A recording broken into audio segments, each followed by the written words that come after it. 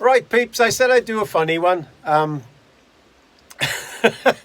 This was from around the 2000 mark when me and my old mate Lumper and my boss at the time, Tony, I'll just use his first name, we got on really well together, and I was driving harvesters at the time, and Tony owned the company, and Lumper was driving a Forder, and we just got on like a house on fire. It was just a nice time of life. You know, when you're with a nice group of people. Well, Tony, he had quite a big business at that time, and he was always under stress and things at that time. So when he went out, out. I'd never seen anybody like him. I was pretty mad, but he went out. As soon as you stepped off the bus, stepped off a taxi to go anywhere, it was full on drinking as hard as you could go. I've never seen a guy like it. He was so fun. When he was going out, he was totally different from work. He'd just turn into this out person like a lunatic, and brilliant fun. Never saw him fight or anything like that. I used to play rugby with him when I was younger, and he was brilliant fun on the rugby pitch. Because I remember him, I used to play for a period of time before I was on the bikes. I used to love it in school, and then I went to do a little bit with a club down here, and I wasn't much for it then, to be honest with you.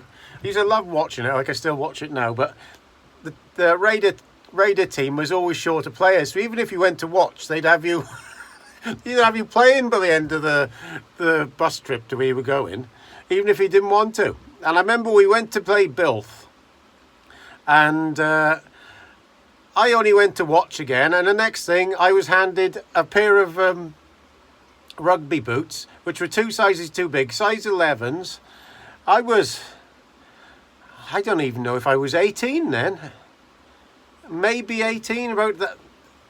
Not a very big, I was tall, but not a very big chunky guy, and playing against Bilth seconds, and these lot were nearly professional, to be fair. It's just getting mullered and hammered all the time. And I'll never forget, Tony was the captain, and they were scrapping on the pitch.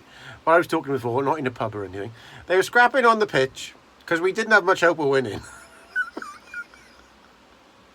So the referee pulled Tony aside, and he gave him a good talking to. "You need to talk to your boys," he said. "You need to get this sorted out. They're just starting scraps at left, right and centre. This is not going on. Carry on. Any carried on, you'll be off."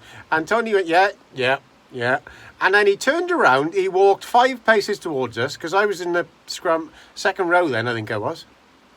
And he said, "Brilliant job, boys. You're doing a fantastic job. Carry on what you're doing." And the referee was right behind him, and he went and walked away. That's what it was. It was brilliant fun being with the guy. Anyway, he was boss of this company, and he decided there was this lot of Timberjack, John Deere Timberjack from Concert. They were organising this tour to Sweden, where there was a big forestry show on there. So they used to ask us asked us if we all wanted to go. There was about 20 or 30 of us from all different areas of the UK. So yeah, we'll go. So me, Lumper and Tony were going to go. So Tony got this car. It was a Rover. It looked quite boring, but Jesus Christ, it was like a twin turbo thing. It used to go like a Ferrari. It was one of them cars. It was just a sleeper. And we went from Raider to Scotland it was some ridiculous time. He was going flat out all the way there. And I was in the back. He was coming up to every roundabout. He was in the right-hand side, and he was basically not stopping. We were up in Scotland in no time. It's the fastest I've ever travelled to Scotland. And then we went to go to some digs then, a place we'd never been to before. And the guy was really nice there. And we dropped the car off, and Tony said, "Right, let's go on the piss." Well, he hadn't even hardly put our clothes in the thing, because we had to go on a flight then to Gothamberg. So I wasn't expecting to go on the piss that hard that night. So we got up there. We went in. onto, what's that main patch there in Scotland where all the pubs are? Oh my God. I can't really remember a huge amount about it because it was out. I mean, full on out. So we must have got back to these digs. I can't remember anything about it.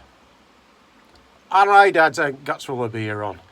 So next morning I wake up and I was rough. And I mean, as bad as you could be. And I knew I got this plane journey on. So this lot are dragging me downstairs now to go and have breakfast. And I said, I can't eat anything. So I was outside sitting next to a gnome in the garden. And I said, I just can't eat anything. You lot carry on. I was looking back through the window at this lot. And the bloke in charge of the hotel was coming out going, tapping me on the head. You all right? Then he went back in. He come back out. Then I was sleeping on the grass in the garden. So it was quite funny anyway. Anyway, the guy was so nice, he left us leave the car there in his garage because we were, instead of paying anyway. What a nice chap he was. And I can't remember his name, but what a lovely guy. He let us put his car in his garage until we came back. So then we had to go off for this plane. And we met everybody at the airport. And it was absolute carnage. Absolute drinking like lunatics. I got to be honest with you, I wasn't drinking much because I'm not much of a flyer. But Tony was wrecked. And I said, you're not going to get on this plane like that. He was absolutely wrecked. And we got on the plane and then we went to, flew to Gothamberg. So I remember this day really clearly because that was the day Tony Blair got voted into power in the UK. So that's the date it was. I remember coming back to the hotel and that had just been announced. But we went out in Gothenburg. And me and Lumper knew there's a fair old journey to go to this place next. I think it was on a bus. I think it was, was it a plane to a bus? I forget now. If we had a plane to somewhere and then a bus, but whatever. We knew there was a long journey still to go. And I think there was another plane journey. And as soon as we hit this Gothenburg, it is not like around here in the UK. People drink differently. They're more sedate, you know. It's like a place to meet up a bit more. And I didn't see anybody else in the state that we were. But they had casinos, small little casinos in the corner of every pub you went into. So in the one corner, you'd have a place that was maybe 10 foot with a round bar there, and you could play blackjack. I never played much of cards, but Tony was wanting to go to this thing all the time, and we kept him away from there. And I was getting on late now, and we'd had a fair bit, and I didn't want to repeat what happened at sleeping in the garden. So we decided to go back, me and Lumper, but no. Tony was not having it. He was not having it. And he said, I'm staying out. Lightweights we were. So anyway, we went back to the hotel. We were pretty knackered, like, from all this journey and everything. So went back to the hotel. And next morning, he was right as rain. Absolutely right as rain. And off we go again then on this, I think it was another plane journey to this place we were in Sweden. I can't remember the name of the place now. What was it called? It wasn't Gothenburg because we met Batman at Gothenburg. But I can't remember the actual place where we went to in Sweden. And what I found, it was seriously claustrophobic because when you were driving down the road in the bus towards where we were going, all you could see was trees next to the road everywhere. You could not see any hills or anything. I found it very claustrophobic. Everywhere was clean, but from the motorways, all the motorways had about a 50-yard stretch or maybe a 100-yard stretch, and then it was blanket trees then, and you couldn't see over the trees. So we ended up in this town, and I'd never seen a town so clean. So clean and everything. There was not a scrap of litter anywhere. Nothing. And so as usual, we all hit the thing, and then you got 20 or 30 pissed up forestry workers now, and all of them wanting to go out. So we all decided, right, we're going to go out on a sesh. So nobody knew what was much about this town.